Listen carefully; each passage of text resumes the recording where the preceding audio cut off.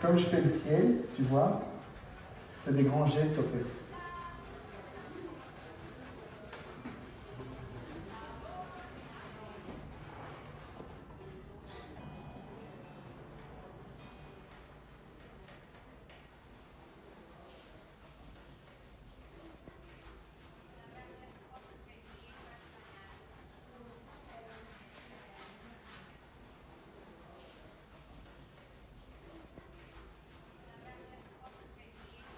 Ah, les couleurs, je suis beaucoup dans les marines, donc le bleu est indispensable, mais curieusement, c'est pas que du bleu.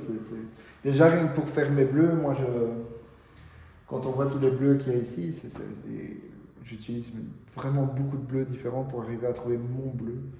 J'ai passé des années et des années à travailler des palettes de bleus comme ça pour avoir vraiment des bleus qui me parlent et des bleus qui me. C'est difficile de dire, je pourrais pas dire c'est un bleu outre-mer ou un bleu de Prusse ou quoi. Il y en a plein, c'est plein de mélanges. Mais déjà gamin, mon grand-père avait une deuxième maison en bord de mer et on allait voir les bateaux ensemble, près de Perpignan, à Saint-Cyprien. Et du coup, on aimait bien marcher, on regardait les bateaux, il m'expliquait certains bateaux aussi ou ça. Il avait lui-même un bateau, donc déjà, j'ai déjà commencé un peu le vice à ce moment-là. Alors le vice de la mer, parce que j'ai pas vraiment les moyens d'avoir un bateau, pour le moment. Mais voilà, j'aime la mer depuis toujours. Et puis le fait d'être venu ici, au Tréport, travailler avec Sylvie, j'ai toujours aimé aller à la mer tout court, mais ici, voilà, à chaque fois que je viens, je prends le temps de redécouvrir la mer correctement, cette atmosphère, bateau de pêche. Déjà, je trouve que les bateaux de pêche sont magiques, quoi. Ils partent très tôt, très tard, c'est vraiment.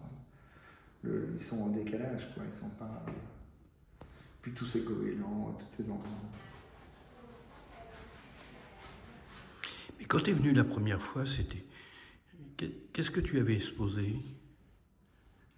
Ah, si tu te souviens, c'était beaucoup de portraits un peu type Renaissance, comme ça.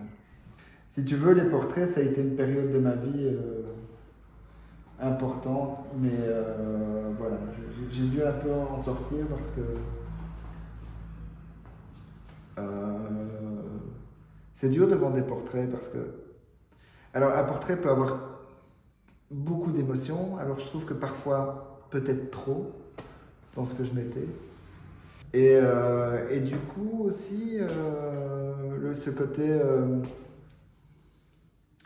J'inventais parfois des visages, où je m'inspirais de vieux tableaux et je recréais des visages, mais j'avais un problème où les gens voulaient toujours savoir qui était sur les tableaux. Et quand j'expliquais, c'est personne, c'est une émotion. Les gens ne croyaient pas toujours, ils voulaient absolument un nom sur le tableau. Alors des gens, souvent on m'a dit, ouais, mais je veux pas un gars que je connais pas dans mon salon, ou ce genre de truc. Mais voilà, après j'ai eu tout un autre, c'était une partie du public et une autre partie du public qui adorait complètement.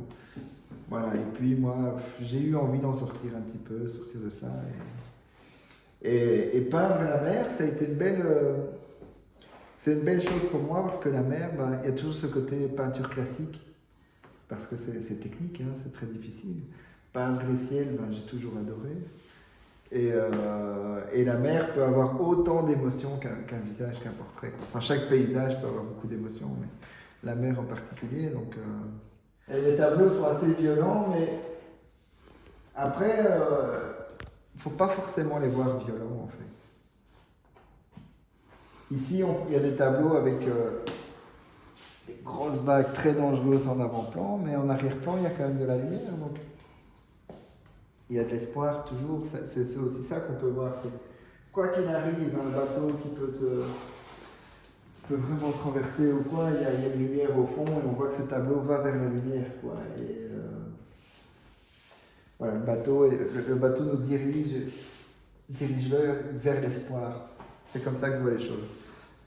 Chacun de mes tableaux, même si là les falaises, la mer est peut-être remuante, mais il y a de la lumière derrière, il y a un beau ciel. Et même si elle est un peu agitée, on a envie d'y être. Et ça, c'est important, quoi.